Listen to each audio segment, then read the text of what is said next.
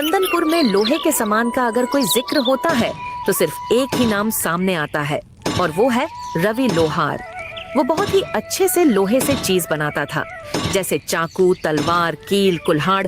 उसके जैसा कोई भी नहीं बना सकता था।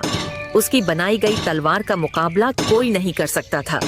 ऐसा कहा जाता था कि अगर कोई राजा रवि लोहार की बनाई हुई तलवार को जंग में ले जाता तो वह जरूर विजय प्राप्त करता। सीता, आज गांव के बाजार का दिन है। गांव के सारे लोग आज बाजार खरीदारी करने आएंगे, इसलिए मैं सारे सामानों को लेकर बाजार जा रहा हूँ। मुझे आज लगता है काफी मुनाफा होगा। तुम अपना और पिंकू का ध्यान रखना। पिंकू के बापू, घर में अब कुछ भी खाने का सामान नहीं है।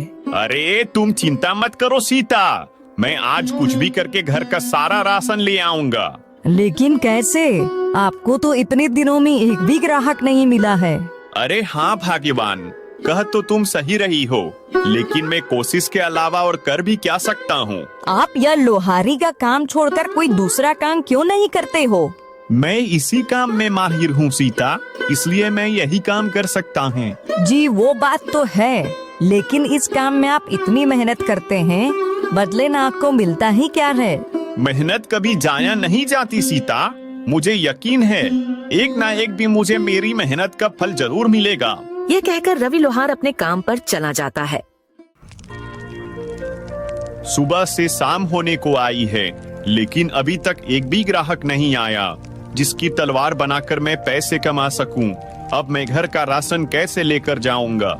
रवि बाजार में बैठा यही सोच रहा होता है कि तभी उसका साथी विष्णु लोहार आता है और कहता है, अरे रवि, तुम यहाँ इस तरह से क्यों बैठे हो भाई? क्या तुम्हारे पास कोई काम नहीं है? नहीं विष्णु, इस समय ना मेरे पास कोई काम है और ना ही कोई ग्राहक। ऐसे कैसे हो सकता है? तुम तो इतने होनहार लोहार हो, फिर भी तुम्हारे पास ग्राहक नहीं है। यह तो बड़े शर्म की बात है। भाई, यह तो सब समय समय की बात है। हो सकता है कि मेरा समय अभी नहीं आया वो। हाँ, सही बात है। खैर, मैंने तुम्हें यहाँ बैठे हुए देखा तो मैं तुमसे बात करने चला आया। वैसे मेरे पास तो बहुत काम है, इसलिए मैं चलता हूँ। विष्णु रवि का मजाक उड़ाकर वहाँ से चला जाता है, जबकि रवि चुपचाप वहीं बैठा रहता है कि तभी वहाँ एक आदमी आता है। सुनो भाई, यहाँ पास कोई रवि नाम का लोहार रहता है क्या? तुम मुझे उसका पता बता सकते हो? जी मैं ही हूँ रवि, बताइए आपको मुझसे क्या काम है? मैंने सुना है तुम तलवार बहुत अच्छी बनाते हो और जो भी तुम्हारी बनाई हुई तलवार से मुकाबला करता है वह जरूर विजय प्राप्त करता है। जी यह सच है कि मैं तलवार बनाता हूँ, लेकिन जीत और हार तो सिर्फ ईश्वर के हाथ में होती है। बात तो तुम्हारी बिल्कुल सही है। खैर जो भी है, तुम मुझे एक अच्छी सी तलवार बना कर दे दो। ठीक है, लेकिन आप है कौन? मैं पड़ोसी राज्य का राजा वीरभद्र हूँ। लेकिन महाराज, मैं आपके लिए तलवार क्यों बनाऊं? मैं तो आपको जानता भी नहीं हूँ। दरअसल कुछ दिनों से मेरे कुछ दुश्मन मेरे राज्य के लोगों को बहुत परेशान कर रहे हैं। उन्होंने सबका जीना हराम कर दिया है, इसलिए मुझे उनसे मुकाबला करने के लिए तुम्हारी बनाई हुई तलवार चाहिए। ठीक है महाराज, अगर ऐसा है तो मैं बना दूंगा। रवि के यहाँ कहने पर राजा वीरभद्र उसकी तरफ एक पोटली बढ़ाते हैं जिसमें बहुत सारे सोने के सिक्के होते हैं। यह लो तुम्हारा मेहनताना, मैं कुछ दिनों बाद अपनी अमानत लेने आऊंगा। इसमें क्या है महाराज? इसमें कुछ सोने के सिक्के हैं, बाकी अगर तुम्हें कम लगते हैं तो मैं और बढ़ा देता हूँ। महाराज, मैंने तो अभी तलवार बनाना शुरू भी नहीं किया है, तो फिर आप पहले से मेरा मेहनताना क्यों दे रहे हो? इसे तुम रख लो, ये तुम्हारी मेहनत के हैं। राजा वीरभद्र यह कहकर वहाँ से चले जाते हैं। अब मैं अपनी पत्नी और पुत्र के लिए खाने पीने का खूब सारा सामान लेकर जाऊंगा। रवि अब सोने के सिक्कों को बेचकर ढेर सारा सामान खरीदता है और अपने घर चला जाता है। यह लो सीता, यह सब तुम दोनों के लिए है। अरे पिंकू के बापू, आप इतना सारा सामान ले आए? आपके पास इतना सारा सामान खरीदने के लिए पैसे कहाँ से आए? सीता के पूछने पर रवि उसे राजा के बारे में सब कुछ बताता है। यह तो बहुत अच्छी बात है। लेकिन आप महाराज की तलवार जल्दी बनाकर उन्हें दे देना, क्योंकि उन्होंने आप पर भरोसा किया है। आप उनका भरोसा टूटने मत देना। हाँ सीता, तुम बिल्कुल सही कह रही हो। अगली सुबह रवि अपने काम पर निकल जाता है और अपनी दुकान पर पहुंचकर सोचता है, महाराज की तलवार मुझे जल्द से जल्द बनानी होगी। रवि दिन रात मेहनत करके राजा के लिए एक बहुत अच्छी सी तलवार बना लेता है। मैंने इस तलवार को तो बना लिया है, लेकिन अब पता नहीं महाराज इसे लेने कब आएंगे। अभी रवि यह सोच ही रहा होता है कि तभी अचानक उसके पास किशोर नाम का एक ग्राहक आता है। क्या तुम लोहार रवि हो? हाँ, मैं ही रवि हूँ। मुझे तुमसे एक तलवार चाहिए। क्या तुम अभी मुझे कोई अच्छी सी तलवार दे सकते हो? माफ करना भाई, इस समय मेरे पास एक भी तलवार मौजूद नहीं है और नई तलवार बनाने में मुझे समय लगेगा। अगर आप इंतजार कर सकते हैं तो कर लीजिए, मैं आपको कुछ समय में तलवार बनाकर दे दूंगा। अभी रवि ग्राहक से यह कह ही रहा होता है कि तभी ग्राहक की नजर उस तलवार पर पड़ती है जो रवि ने राजा के लिए बनाई थी। रवि, तुम्हारे पास यह तलवार मौजूद तो है, या तुम मुझे दे दो, बदले में तुम इसके दोगुने पैसे ले लेना। नहीं भाई, यह तलवार मैं आपको नहीं दे सकता, यह किसी की अमानत है।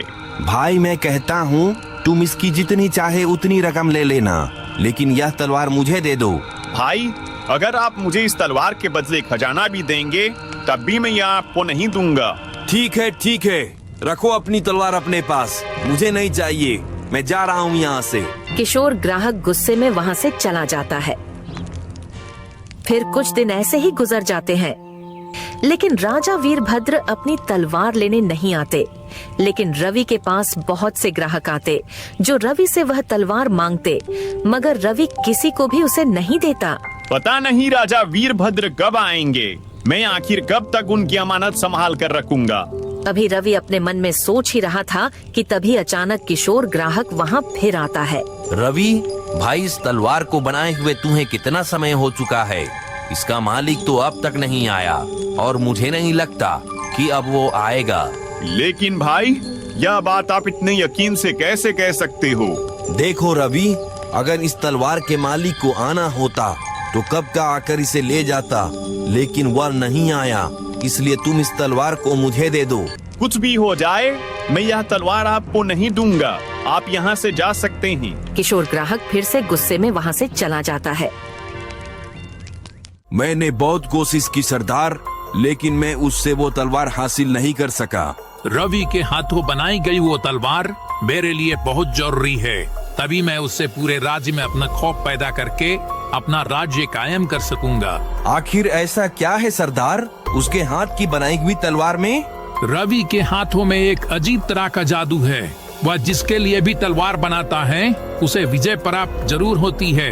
नई तलवार बनाने में उसे काफी समय लग जाएगा और मुझे तलवार की जरूरत जल्दी है, इसलिए वह तलवार मुझे किसी भी कीमत पर चाहिए। अब मैं क्या करूं सरदार? कैसे उस तलवार को उससे हासिल करूं?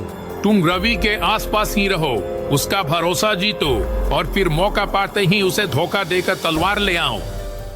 किशोर ग्राहक भैरव की बात सुनकर एक बार फिर से रवि के पास आता है।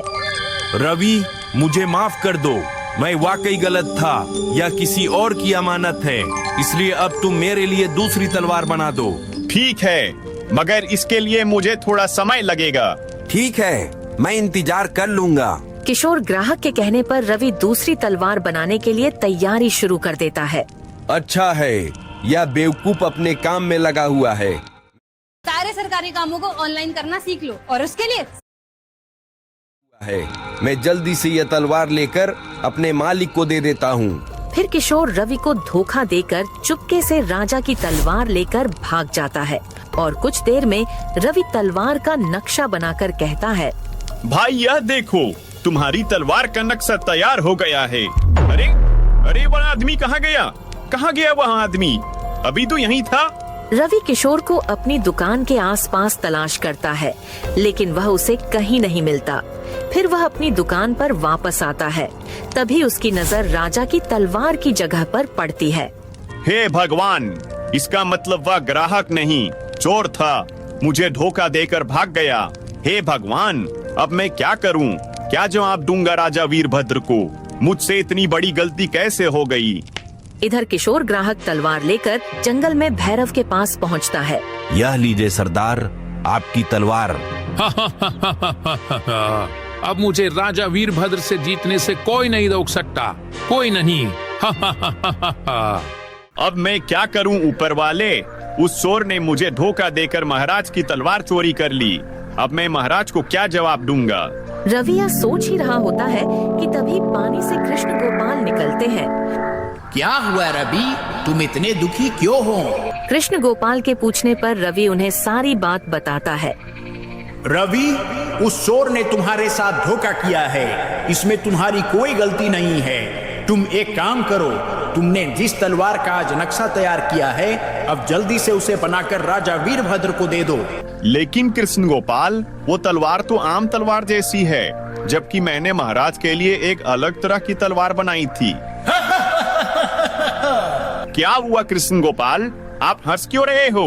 मैं इसलिए हंस रहा हूँ क्योंकि जो तलवार पहले बनाई थी वो राजा वीरभद्र के लिए थी ही नहीं। क्या मतलब कृष्ण गोपाल? जब तुम छोटे थे और यहाँ खेलने आते थे, तब मैंने तुम्हें वरदान दिया था कि जब तुम तलवार बनाने से पहले मुझे याद करोगे तो तुम्हारी तलवार में ताकत भर जाएगी। क्या सच में? मुझे तो ये पता ही नहीं था। हाँ, इसलिए जब तुम अपनी तलवार बनाने से पहले मुझे याद करते हो तो तुम्हारी तलवार ताकतवर बन जाती है। लेकिन उस दिन तुमने जो तलवार बनाई थी, उसे बनाने से पहले तुम मुझे याद करना भूल गए थे। इसका मतलब जो तलवार मैंने महाराज के लिए बनाई थी उसमें ताकत नहीं है? नहीं, इसलिए राजा वीरभद्र जब तुम्हारे पास आएंगे तो तुम उन्हें अपनी बनाई हुई दूसरी तलवार दे देना। ठीक है कृष्ण गोपाल। कृष्ण गोपाल की बात मानकर रवि दिन रात करके जल्दी से एक नई तलवार बना लेता है।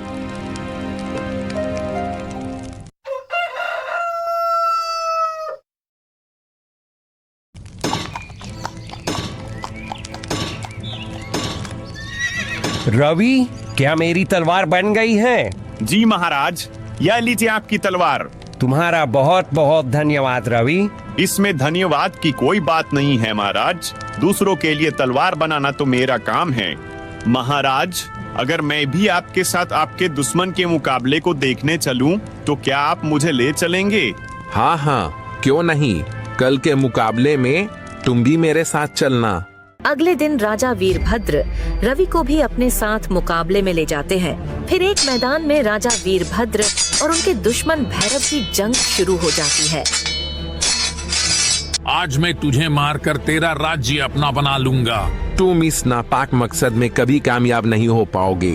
इतना कहकर राजा वीरभद्र गुस्से से उस पर वार करते हैं, जिससे उसकी तलवार 2 टुकड़ों में बट जाती है। अरे, ये कैसे हो सकता है? यह तो जादुई तलवार थी, यह टूट कैसे गई? तूने रवि से धोखे से यह तलवार हासिल की थी, इसलिए देख, तेरा यही अंजाम होगा। इतना कहकर राजा वीरभद्र उस भैरव को मार देते हैं और मुकाबला वहीं खत्म हो जाता है। महाराज, आपको कैसे पता चला कि दुश्मन भैरव ने मुझसे धोखे से तलवार हासिल की थी? उस दिन मैंने तुम्हारी और श्री कृष्ण गोपाल की सारी बातें सुन ली थी। फिर मैंने तुम्हें धोखा देने वाले उस किशोर को सबक सिखाया और आज इस दुष्ट की जान ले ली, ताकि यह किसी और को धोखा या नुकसान ना पहुंचा सके।